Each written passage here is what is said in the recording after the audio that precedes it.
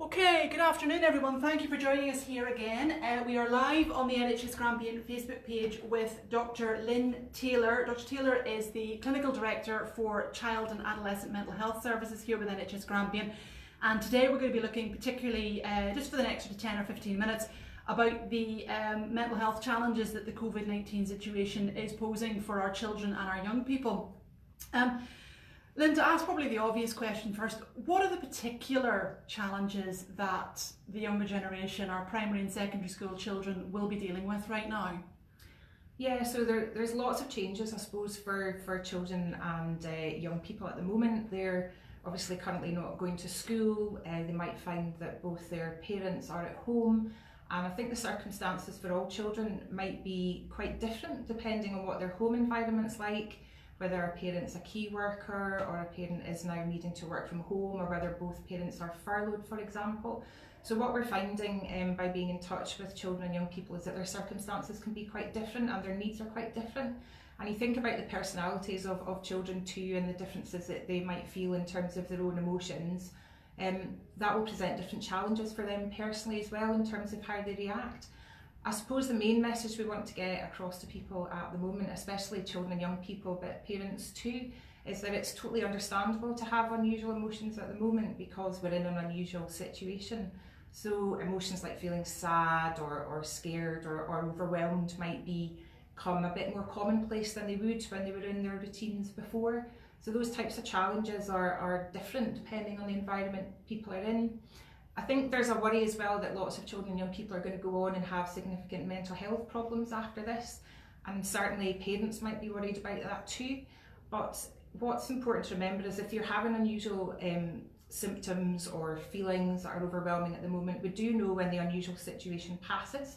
For most people, those emotions settle as well once the routines and everything start back up and people start to go back into normal ways of working. But we do know with COVID-19 that this uncertainty is going to go on for quite a long period of time, and lots of people want straight answers now about when can things go back to normal. But normal might be quite different in the future, so adaptability is something that we're trying to sort of encourage. And one of the things to think about with your emotions is it's a wee bit like the weather. So some days you might find that it's a stormy, rainy day, and other days it's sunny. But like the weather, your emotions will pass, and as circumstances change, emotions will adapt and change as well as those kind of things go forward. So really what we're trying to do for everyone is just normalise that's okay at the moment. And conversely as well, we are also getting some feedback from across the country and also locally as well that for some families it's not actually a time of distress, it's a time of quality family time together. Because if both parents are at home, they're maybe managing to do extra things like bake together or have walks or do different activities within the house that they haven't been afforded the time to do before. So I suppose one of the main sort of top tips we'd give is around thinking about having a routine. So our occupational therapy lead, for example, in our CAM service was talking about finding activities that are engaging, a bit like when you get lost in a jigsaw puzzle or a favourite book. Time can pass a bit quicker, but also if you structure your day having times of set activity where you might be doing a little bit of schoolwork, then maybe a home task or some exercise, and then having fun doing something with your family, that kind of breaks up the day. So it's really just individual responses might be different, and it's just important to know that that's absolutely fine. And as the situation evolves, just thinking what can I control, what can't I control, and then the things you can control, try and do more about that. One of the education colleagues I've been in touch with as well was saying, you know, it's really important not to feel that you have to be perfect at homeschooling at the moment, because if you think about the one-to-one time you would get in a classroom, it's very different when you've got a big classroom. So having one-to-one time with your child to do homeschooling is a much more condensed amount of time so they can learn more. And also right now I've been trying to say to lots of people, not just children but adults too, that this isn't the point in our lives to be living our best life and trying to learn, you know, to play the piano we've never played it before, or we've tried to learn a new language, because all we can do right now is just try and do simple tasks as best as we can, and that helps the day pass. and that helps us cope and helps us feel that we're managing a bit better. And simple things like sleep and exercise and looking at your nutrition and those basic things as well can make a significant difference. So for everybody it's quite different, and it just depends on everybody's individual circumstance. We've seen a massive swing towards the use of technology to help all of us stay connected, you know, Zoom and House Party and FaceTime and things that maybe weren't ever common words in people's households. Given that a lot of young people are much more comfortable with this sort of thing, it's how they would communicate normally anyway, is that almost a reassuring thing for them that these are the ways that we're still speaking to each other? So I think for children and young people, technology is something that they are more used to. And I, for example, I'm sitting here with my headset on and my laptop on, so within the CAM service we're now offering, for example, all of our appointments virtually. And what we've found is that the uptake for children and young people has almost been 3 times higher than it has been for adults, because it's a technology that we're used to. And we've been joking in my family that your headset starts to look like the kind of doctor's new stethoscope, so that going forward in COVID-19, technology is something we're all going to need to get used to. But I think what the feedback I've had, you know, from children and young people, and I'm a mum myself with 4 children at home, is that technology's seen as your kind of backup contact. The face-to-face contact with your peers is still something that children and young people really value and get a lot out of. Younger children get lots of social feedback from play and social interactions and sport, and you know, older adolescents really value that quality time with people that they're close to in the same way that adults would. So I think they are still missing that personal connection.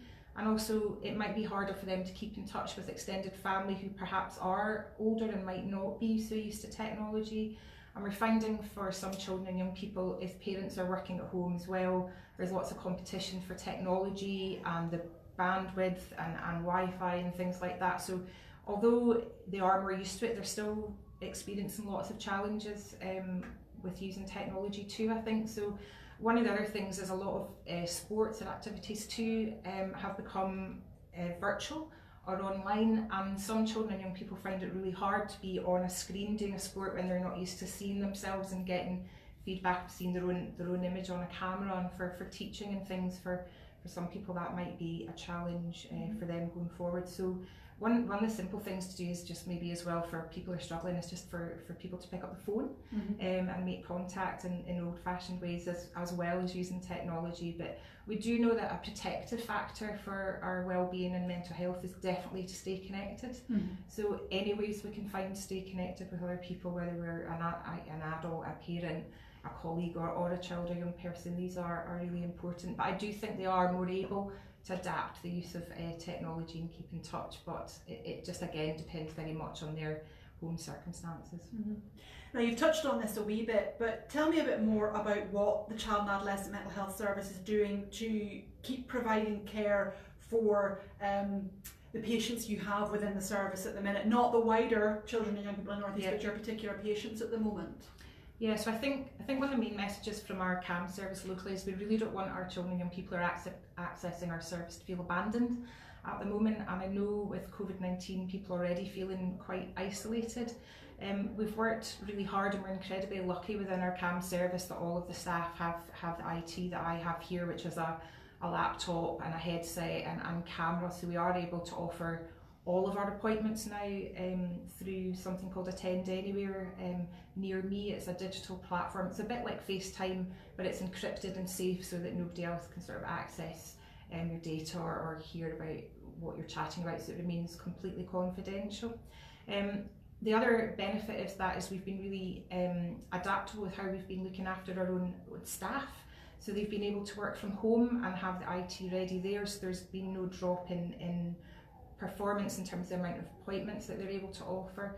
It also means that our staff aren't needing to come into hospital sites a lot, so we've been able to keep our absent rate quite low, which means that our staff are continuing to offer contact. So what we did in the initial phases when we were unsure about how COVID would develop is we looked at our most unwell and urgent cases to make sure that we continue to see them, and that might include people who've got low weight or maybe need their height and weight checked or physical checks being done. So those types of patients are still coming into the CAM service. It might be different for people coming into CAMs going forward, because some of the CAM staff might be wearing some PPE equipment, which would be different, but it's to just talk about keeping people safe and keeping people well. And all of the CAM staff are going to be going into scrubs and uniforms as well, just to sort of manage the infection rate. So those will be different things for our patients when they see people on the camera or they physically come in, but we're all thinking very carefully about how we can look after our children and young people going forward. So I think, you know, overall we've managed to keep in contact with a lot of cases. Some things that have been a bit trickier for us would be, for example, assessments of things like autism or ADHD, because we very much rely on the school to give us reports, or we do school observations, so we're having to think in new and novel ways about how to gather that sort of type of assessment information. But if anyone's concerned at all, they can just get in touch with us through our CAM's website or the telephone line. And if people feel that their risk's increasing and they haven't had enough contact, get in touch with us and we'll make sure that we can put the measure in place or appointments in place to kind of keep people safe and well at the current time.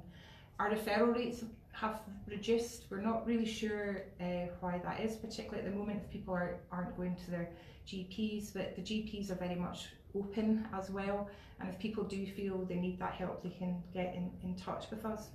And within NHS Grampian, we've also set up something called the Psychology Resilience Hub, and perhaps we can share the web links on the Facebook page afterwards, but that's a knowledge service, and we've got some of our CAM staff manning that appointment system for people, and it's based on the principles of something psychologists call psychological first aid, which is around helping people connect, how can people feel safe and protected. And you can self-refer into that hub. Your parent can do it for you, or anyone over 14 can do that themselves. So we have had quite a lot of children and young people accessing that support as well at the moment, and that gives up to 3 appointments to support people if they're affected in any way at all by COVID-19, and we'll get them connected with a clinician within a week usually, and they'll get those appointments virtually or again over the phone, whatever suits the family and children and young people the best. And you've kind of taken on quite neatly into what was going to be my last question, touching on the whole issue of the Psychological Resilience Hub. If children and young people are just feeling that they need somebody to talk to, feeling that they're maybe, you know, someone who's unconnected to their family, what avenues are open to them? You know, where is the best place for them to start to seek that help? Yeah, so it is a bit trickier, I think, at the moment. We very much want to think about people who are vulnerable as well, or maybe who are in a home environment where things are a bit difficult and they might be struggling. So there's certainly lots of information on our CAM's website, and again we can post details on there. One of our team there, a consultant psychiatrist, has set up something called Keep Cams and Carry On, and it's called Top Tips for Tough Times. But there's loads of podcasts on there from amazing CAM staff who are able to share advice and techniques as well for children and young people, but also parents, about ways that they could manage difficulties at the moment. We know as well that Young Scot have loads of information and resources on there. Childline, of course, is still available to people if they would want to do that, and there's also a really helpful organisation called Breathing Space. And again, after this live session's over, we could post all the websites for people on there so they could access the support that they need. But a lot of it's based within our own CAM's website, and also within the Psychological Resilience Hub. There's heaps of resources on there and telephone numbers and support that people can use if they want to. And of course, you know, hopefully you know, schools and teachers as well are in touch with children and young people in some ways. So children and young people hopefully could still contact their teachers if they felt that would be a helpful thing to do as well. And that's been really helpful. Thank you so much for your time. I hope that's been helpful and interesting for everybody out there watching and listening. We will save this video so you will get a chance to look at it again later if you only came in partway through the broadcast. And we will also share the links that Lynne was referring to. We will continue to do more of these broadcasts. We really do appreciate your feedback on them. But for now, we will close that. Thank you everybody for watching.